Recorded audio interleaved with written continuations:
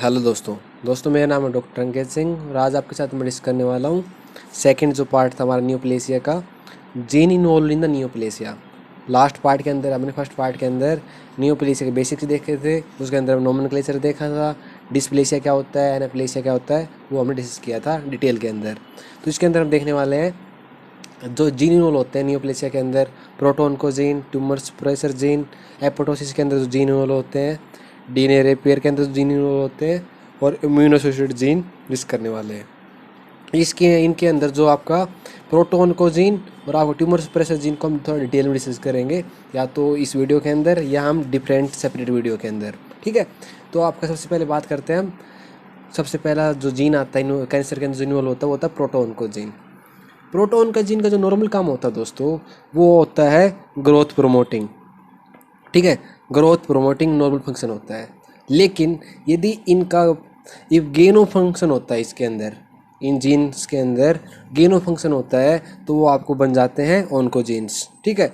Normal आपका normal दो ऐसे नॉर्मल जीन है, यदि आपका कुछ म्यूटेंट कुछ प्रॉब्लम हुई, कुछ आपका म्यूटेशन हुआ, उसकी वजह से गेनो फंक्शन हुआ और आपका वन एलील म्यूटेटेड होता है और इसके अंदर गेनो फंक्शन होता है, तो आपका ये कैंसर में कन्वर्ट हो जाता है। तो इसको हम हेट्रोजाइगस और डोमिनेंट स्टेट बोल सकते हैं, ठीक है। तो नंबर 1 दोस्तों बात आती है टाइप ऑफ प्रोटोन को जीन। टाइप ऑफ प्रोटोन को जीन में आपका देखिए कैसे होता है, पहले हमें इसको डिटेल में समझना है इस डायग्राम को, कि जैसे आपका ये मान लीजिए सेल मेम्ब्रेन है, ये जो लाइन है दोस्तों ये सेल मेम्ब्रेन है, ठीक है। ये पूरी सेल मेम्ब्रेन है इधर की तरफ यहाँ तक। तो इसके ऊपर एक आपका सबसे पहले सेल के ऊपर होता है ग्रोथ फैक्टर, ठीक है। ग्रोथ फैक्टर रिसेप्टर है ये, और यहाँ पर आके सबसे पहले आपका अटैच होता है दोस्तों ग्रोथ फैक्टर कहाँ पर जाके अटैच होगा? ग्रोथ फैक्टर रिसेप्टर पे। उसकी वजह से क्या होगा, सबसे पहला जो टाइप ऑफ प्रोटोन को जीन हुआ ग्रोथ फैक्टर। वो ग्रोथ फैक्टर सेकंड किस पे जाके अटैच होता है? ग्रोथ फैक्टर रिसेप्टर पे सेकंड। तीसरा आता है कि ये क्या करेगा, एक एंजाइम की हेल्प से अंदर आपका मैकेनिज्म स्टार्ट होता है, वो एंजाइम है टायरोसिन काइनेज। ये तीसरा हुआ। तीसरा टायरोसिन काइनेज भी आपका रिसेप्टर और नॉन रिसेप्टर टाइप का प्रेजेंट हो सकते हैं, रिसेप्टर और non receptor type of tyrosine kinase.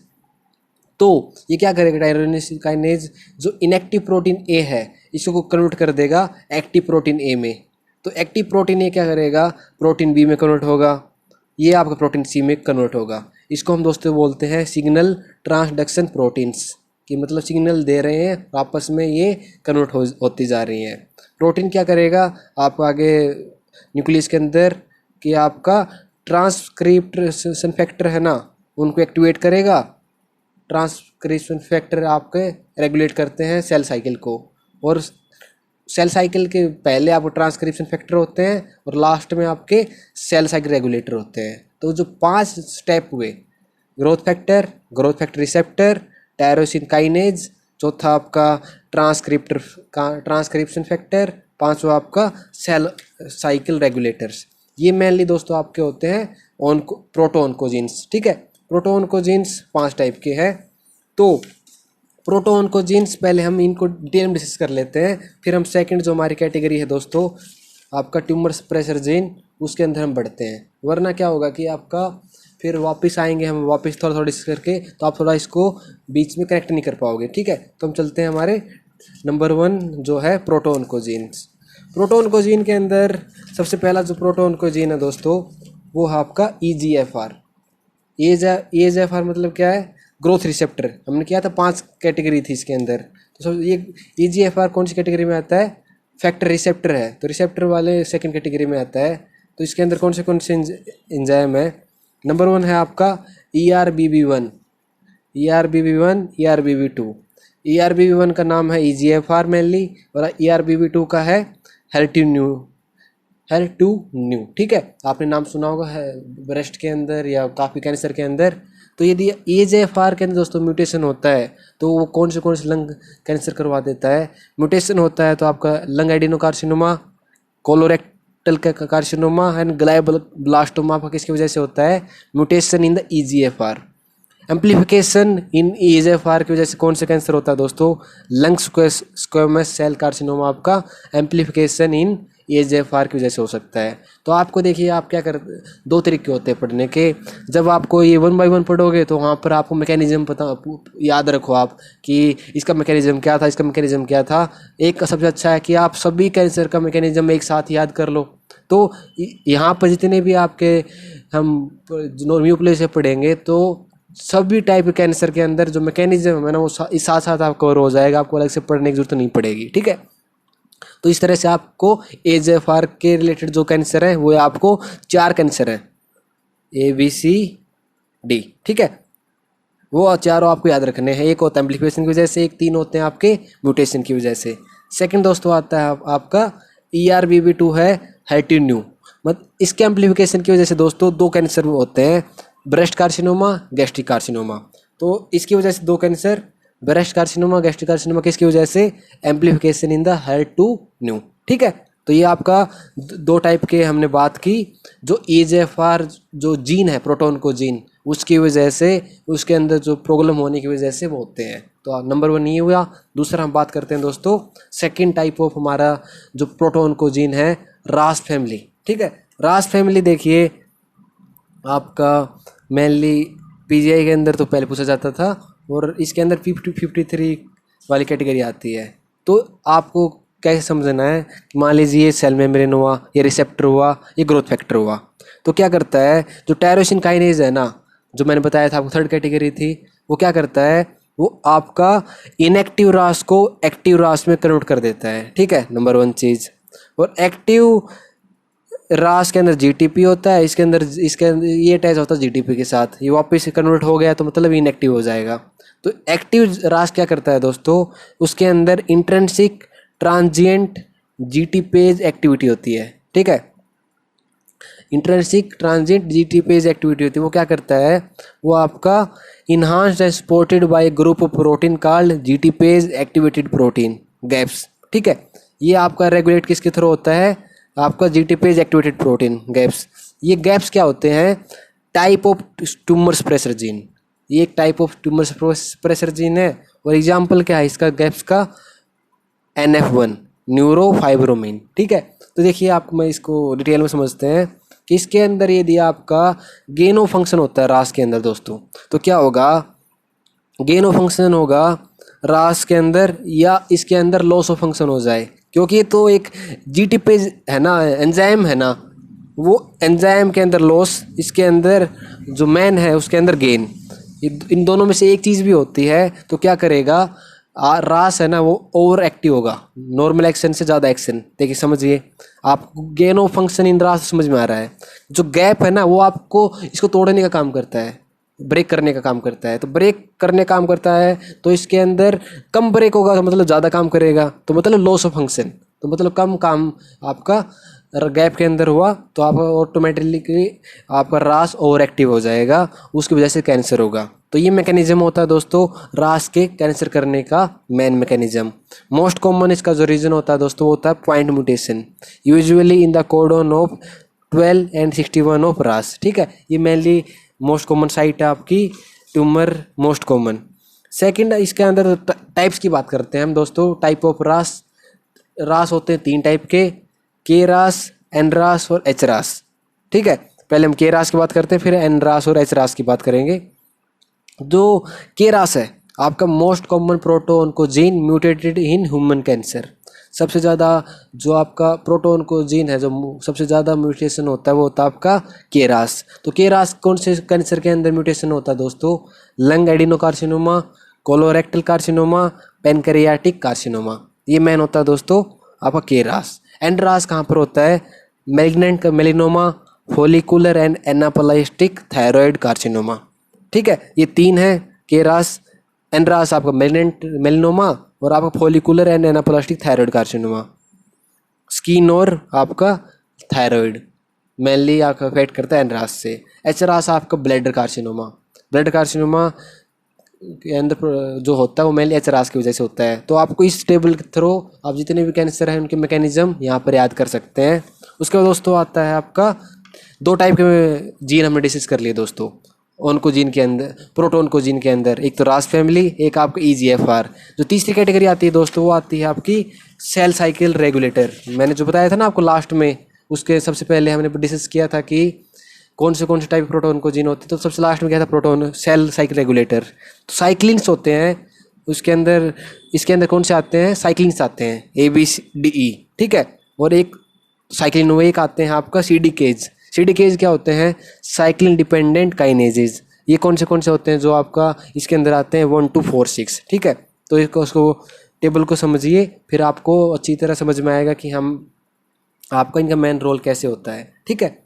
तो मेन आता है दोस्तों आपका, जैसे नॉर्मल सेल साइकिल होता है वो आपका G2M, फिर G1, फिर S फेज आता है। तो जो S फेज होता है वहाँ पर रेगुलेशन होता है साइक्लिन A और CDK 1 और 2 के द्वारा। यहाँ पर जो G2 से M में कन्वर्ट जाता है ना, तो वहाँ पर एक चेक पॉइंट होता है, उसे हम G2 और या M चेक पॉइंट बोलते हैं। वो कंट्रोल होता है दोस्तों साइक्लिन B और CDK 1 से। और ऐसे ही आपका जो G1 से S फेज में जाता है वो होता है आपका G1 या S चेक पॉइंट, वो आपका रेगुलेट होता है साइक्लिन D1 D और CDK 4 या 6 से, ठीक है। मोस्ट इंपॉर्टेंट ये होता है रेगुलेशन ऑफ सेल साइकिल के अंदर। इसके अलावा साइक्लिन E और CDK 2 भी आपका यहाँ पर चेक पॉइंट में हेल्प करते हैं। तो ये मैंने आपका नॉर्मल पाथवे हुआ। तो इसके अंदर प्रॉब्लम कैसे आएगी, तो सेल साइकिल इनहिबिटर है, जो CDK इनहिबिटर है, जो आपका ट्यूमर सप्रेसर जीन होते हैं, वो आपका क्या करते हैं, कौन से हैं देखिए। नंबर 1 दो पार्ट में डिवाइड करते हैं इसको हम सेल साइकिल इनहिबिटर को। एक आपका SIP या SIP या किप फैमिली, एक या आपका INK4A फैमिली, ठीक है। ये आपका सारे CDKs को इनहिबिट करते हैं ये वाली फैमिली। और ये आपका CDK4 है ना, CDK4 उसको मेनली इनहिबिट करता है ये वाली फैमिली। इसके अंदर कौन से एग्जाम्पल हैं, कौन से जीन है आपका P21, P27, P57। और ये आपका जो आपका P21 है ना दोस्तों, वो आपका डिपेंडेंट होता है P53 से, P53 डिपेंडेंट होता है। और ये आपका इसके अंदर कौन से जीन होते हैं, P16, P18, P19। जो P16 जीन होता है दोस्तों, जिसके अंदर जीन जो वो जो रेगुलेट करता है वो होता है CDKN29। इसके अंदर जो प्रॉब्लम आने की वजह से आपका पैनक्रियाटिक कार्सिनोमा, ग्लायोब्लास्टोमा, इसोफेजियल कार्सिनोमा और मेलेनोमा, ये आपका कैंसर P16 में प्रॉब्लम आने की वजह से होते हैं, ठीक है। तो देखिए आपका सेल साइकिल रेगुलेटर होते हैं, तो सेल साइकिल रेगुलेट जो इनहिबिटर होते हैं वो आपका मेनली नॉर्मल जरूरत होती है, वो आपकी एक जगह पर कंट्रोल करने में वो उसका इनहिबिटर का रोल होता है रेगुलेशन में, ठीक है। तो रेगुलेशन में ये जीन इन्वॉल्व होते हैं उनके अंदर, सिप और किप फैमिली और इनका 4 फैमिली। इनके अंदर कोई दिक्कत आती है तो आपको कैंसर होगा, P16 की वजह से ये कैंसर होंगे, ठीक है। उसके बाद हम इसको ये मैन आपको सेल साइकिल रेगुलेटर के अंदर, ठीक है, जो आपको याद रखना है कि कौन से किस तरह से आपको रेगुलेट कर रहे हैं। चौथा दोस्तों आता है आपका प्रोटोन्कोजीन के अंदर मिक, ठीक है। ये आपका मोस्ट कॉमन ट्रांसक्रिप्शन फैक्टर होता है involve in the human cancer. हमने जो पढ़ा था सबसे पहले कि जब आपका प्रोटोन्कोजीन पढ़ रहे थे तो जो आपकी 4th कैटेगरी थी वो ट्रांसक्रिप्शन फैक्टर थे, तो उसके अंदर मोस्ट कॉमन कौन सा है, मिक आपके 3 टाइप के होते हैं, C-MYC, N-MYC और L-MYC। C-MYC के आपका मेनली ट्रांसलोकेशन होता है, उसकी वजह से ओवर एक्सप्रेशन होता है, और उसकी वजह से आपका बर्किट लिम्फोमा, क्लासिकल बर्किट लिम्फोमा किसकी वजह से होता है, ट्रांसलोकेशन इन C-MYC। एम्प्लीफिकेशन इन N-MYC की वजह से कौन सा कैंसर होता है, न्यूरोब्लास्टोमा। और एम्प्लीफिकेशन इन द L-MYC की वजह से कौन सा कैंसर होता है आपका, स्मॉल सेल लंग कार्सिनोमा, ठीक है। ये मैन आपकी एग्जाम्पल है 4th category of the proto-oncogene MYC. इसके अंदर देखिए मिक क्या है दोस्तों, कैंसर सेल के अंदर आपका ट्रांसक्रिप्शन इंक्रीज कर देता है टीलोमेरेज का यदि आपका ट्रांसक्रिप्शन ज़्यादा करेगा तो आपका ये टीलोमेर सीक्वेंस को इंक्रीज करेगा और आपका जो कैंसर सेल को प्रिवेंट करता है from death. Second cyclin D को ट्रांसक्रिप्शन ज़्यादा कर देता है, उसकी वजह से आपका सेल पुश हो जाती है एस फेज के अंदर। और एंजाइम जो एरोबिक फर्मेंटेशन, जो ट्यूमर सेल के अंदर एरोबिक फर्मेंटेशन के लिए जो आपका यूज होते हैं उनका भी ट्रांसक्रिप्शन ज़्यादा कर देता है मिक। उसकी वजह से आपका लेस एटीपी और मोर इंटरमीडिएट आपका इसके अंदर बनते हैं, ठीक है, ट्यूमर सेल के अंदर, जिसे हम बोलते हैं वारबर्ग इफेक्ट। वारबर्ग इफेक्ट, ठीक है। वारबर्ग इफेक्ट आपका मेनली मिक की वजह से होता है। Seen in any growing population mainly embryo के अंदर मिलता है, लेकिन यदि कुछ नॉर्मल सेल के अंदर आपका मिक और ट्रांसक्रिप्शन ज़्यादा कर देता है, जिसकी वजह से वारबर्ग इफेक्ट देखने को मिलता है, ठीक है। वारबर्ग इफेक्ट क्या है कि जो आपका ट्यूमर सेल के अंदर एरोबिक फर्मेंटेशन होता है, उसके लिए जो एंजाइम रिक्वायर होते हैं उनका ट्रांसक्रिप्शन ज़्यादा कर देता है। उसकी वजह से क्या होता है दोस्तों, एटीपी लेस बनती है और आपका मोर इंटरमीडिएट ज़्यादा बनते हैं ट्यूमर सेल के अंदर। एटीपी लेस बनती है, उसकी वजह से मेनली आपका जो वेट लॉस का जो आपका कंडीशन आती है वो मेनली लेस एटीपी बनने की वजह से आती है, ठीक है। वेट लॉस की जो मेन कंडीशन आती है कैंसर के अंदर, इसको बोलते हैं वारबर्ग इफेक्ट, ठीक है। तो इसके अंदर दोस्तों ये था आपका मेनली टाइप ऑफ प्रोटोन को जीन्स। तो ये वीडियो दोस्तों काफ़ी ज़्यादा हो जाएगा बड़ा, यदि हमने बाकी भी जो न्यूप्लेसिया के अंदर जीन एक साथ डिस्कस किए, तो हमने इसके अंदर मैंने डिस्कस किया दोस्तों प्रोटोन को जीन। नेक्स्ट वीडियो के अंदर दोस्तों हम डिस्कस करेंगे, क्योंकि जो बाकी तीन है ना नीचे वाले, एपोप्टोटिक जीन, डीएनए रिपेयर और इम्यूनोसाइट, वो बहुत छोटा स्मॉल पार्ट है जो बहुत जल्दी हो जाएगा। नेक्स्ट वीडियो के अंदर मेनली हम डिस्कस करेंगे ट्यूमर सप्रेसर जीन्स, और बाकी जो 3 पार्ट वो भी उसके साथ डिस्कस कर लेंगे, ठीक है। तो मिलते हैं नेक्स्ट वीडियो के अंदर। Thank you, bye.